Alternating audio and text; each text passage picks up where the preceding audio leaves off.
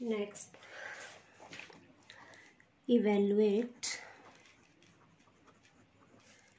limit 0 to pi by 2 log sin theta d theta. अब ये जो क्वेश्चन है ये आपको 4 टाइप्स में आ सकते हैं। फर्स्ट मैंने लिखा limit 0 to pi by 2 log sine theta d theta, और limit 0 to pi by 2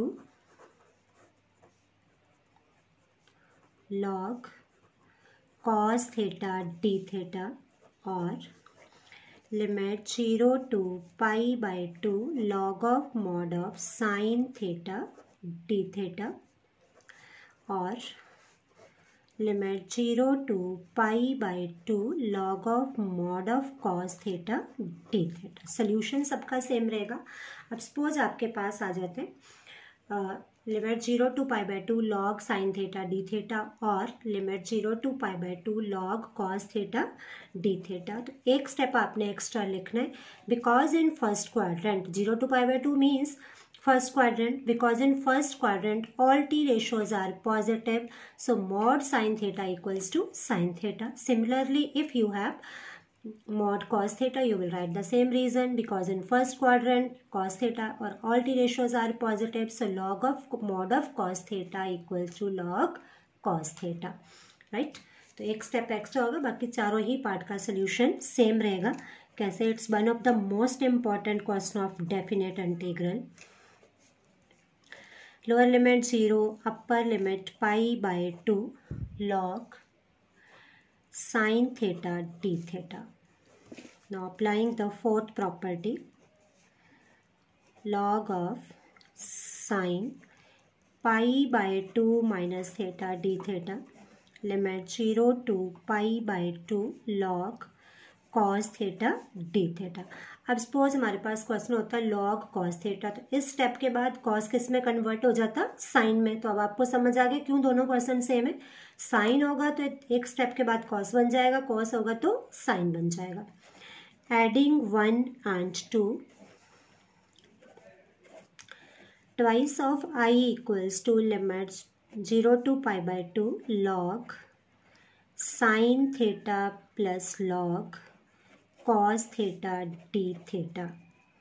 So we have now log sin theta plus log cos theta means log m plus log n. So it is log m into log n d theta. लिख सकते हैं log। now log के अंदर हमारे पास दोनों function आ रहे हैं, sign भी और कॉस भी, तो हम इसे सिंगल फंक्शन में कन्वर्ट करने के लिए multiply and divide by 2.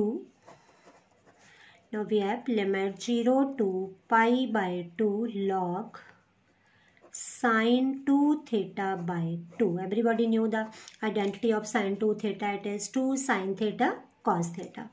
Now we have log m upon n. Log m upon n means log m minus log n. So we have log sin 2 theta minus log 2. Now separate the integrals. Log sin 2 theta d theta minus log 2 constant common, limit 0 to pi by 2 1 d theta. Let it be equals to I1 minus log 2. Integration of 1 is theta, limit 0 to pi by 2. So I1 minus pi by 2 log 2, equation number 3rd. Now we solve I1. I1 equals to limit 0 to pi by 2 log sin 2 theta d theta. Now put 2 theta equals to t, 2 d theta equals to dt. So value of d theta will be dt by 2.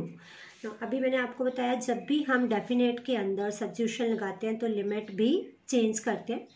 Now as theta tends to 0, t will also tend to 0.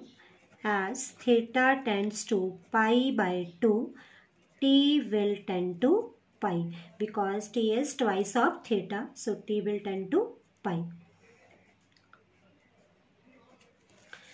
Therefore, we have limit 0 to pi log sin t dt by 2 because value of d theta is dt by 2. So 1 by 2 is common. Now, I1 equals to half of limit 0 to pi log sin t dt. अब कल मैंने आपको एक property बताई थी, second last property.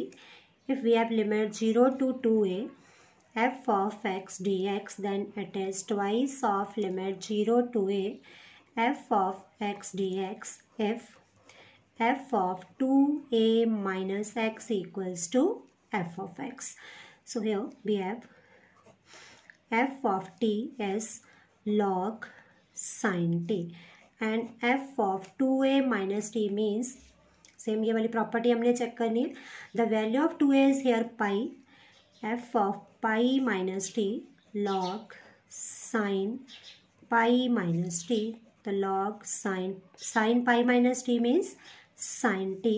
So it is equal to again f of t. It means we can apply this property because given condition is satisfying. Therefore, we have twice of half of the limit 0 to pi by 2 log sin t dt. बहुत slowly मैंने ये करवाया क्योंकि important part है question का. 2 and 2 cancel.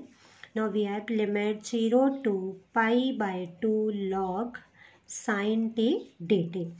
Limit 0 to pi by 2 log sin theta d theta. Now, why I have written sin t equals to sin theta? First property, if we change the variable, the value of integral remains same. तो ये first property apply हुई है यहाँ पे. I have changed the variable, t को मैंने convert कर दिया theta में. Now this is the value of I. So put in equation number third 2i equals to I1. Now I1 की वैल्यू किसके इक्वल आ गई? I के. I minus pi by 2 log 2. It implies 2i minus I equals to minus pi by 2 log 2. So it is one of the most important question. I am repeating. बहुत ध्यान से आपने इसको करना है. अब ये सेम क्वेश्चन आपके पास दो और फॉर्म में आ सकता है. Evaluate lower limit 0 upper limit pi log of 1 plus cos theta d theta और limit 0 to pi log of 1 minus cos theta d theta. तो फर्स्ट पार्टी ले रही हूँ मैं, दोनों सेम ही. अभी आपको एक स्टेप के बाद समझ आ जाएगा ये भी. log of 1 plus cos theta d theta, equation number 1. Now applying fourth property, 1 plus cos pi minus theta whole d theta, limit 0 to pi log of 1 minus cos theta because in second quadrant cos is negative. और अगर हमारे पास question होता log 1 minus cos theta तो इस step में आ जाता log 1 plus cos theta. That's why the solution of both question is same. Now adding 1 and 2, 2i equals to limit 0 to pi log 1 plus cos theta plus log 1 minus cos theta whole d theta. Limit 0 to pi, it is log m plus log n. So log mn means 1 plus cos theta into 1 minus cos theta whole d theta. Limit 0 to pi log a square minus b square means 1 minus cos square theta. It is log sin square theta d theta. अभी हमने differentiation में log करा था. Log की property होती है log convert the power into multiplier. So it is twice of limit 0 to pi log sin theta d theta. Now 2 and 2 cancel. I equals to limit 0 to pi log sin theta d theta. तो अभी जो हमने last question में second last में property apply करी थी, limit 0 to 2a, same हम यहाँ प्रॉपर्टी अप्लाई करेंगे ट्वाइस करके, limit half log sine theta d theta. अब जो अभी मैंने आपको क्वेश्चन करवाया limit 0 to pi/2 log sine theta d theta, वो पूरा क्वेश्चन इसके बाद आप सॉल्व करेंगे और उसका अभी हमने आंसर निकाला है -π/2 log 2. तो इस क्वेश्चन का आंसर बनता है हमारा -π log 2. आपने डायरेक्टली पुट नहीं करना, मैंने इसलिए कर दिया कि ये पार्ट मैंने अभी करवाया है आपको, otherwise you have to solve it completely and answer will be -π log 2. तो बेसिकली एक क्वेश्चन करने से आपके 6 क्वेश्चन का सोल्यूशन हो रहा है. Limit 0 to pi/2 log sine theta d theta, limit 0 to pi/2 log mod of sine theta, और limit 0 to pi/2 log cos theta और लॉग मॉड कॉस थीटा. और 2 क्वेश्चन जो अभी मैंने आपको ये लिखवाए हैं, limit 0 to pi log of 1 + cos theta और लॉग ऑफ 1 - cos थीटा.